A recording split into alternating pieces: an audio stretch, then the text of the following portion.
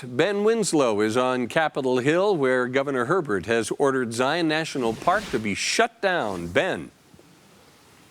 The governor says he knows people are itching to get out and travel the state, especially as the weather gets warmer, but that runs contrary to his directive to stay at home to stop the spread of COVID-19.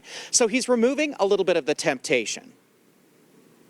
We are announcing that Zion National Park will be closed immediately. Those who are in the park right now will have the rest of the day to gather their belongings and to leave.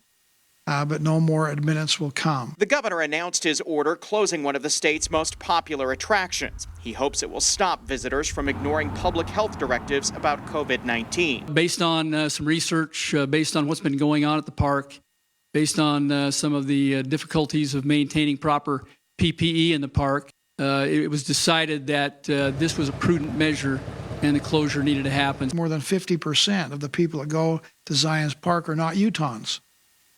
They're from outside. In fact, it's probably close to 75% of people that are not Utahns. This is tough for us to be asking, for this kind of a hit. But we just feel like it's got to happen. The directive is welcome news to mayors in southwestern Utah who asked him and the U.S. Department of Interior to close the park, even though it means taking an economic punch in the middle of spring breaks. Even if you're on I-15 right now heading to St. George, I ask you to turn around and go back home. I never want that to be said ever again, other than for a situation that's as extreme as this. But this is the time for out-of-state visitors and even in-state visitors to stay home. But as COVID-19 spreads, the governor continues to resist calls for a statewide stay-at-home order. But he has allowed local health departments to do it.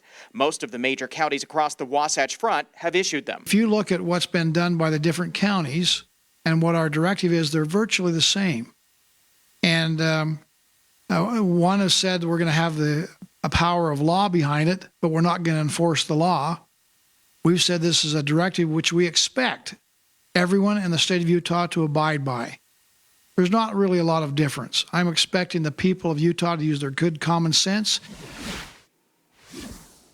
Now, the governor says he's also working with counterparts in Arizona and the U.S. Interior Secretary to close boat ramps at Lake Powell to stop people from maybe traveling there to vacation. He says people need to heed his directive and stay home to stop coronavirus from spreading.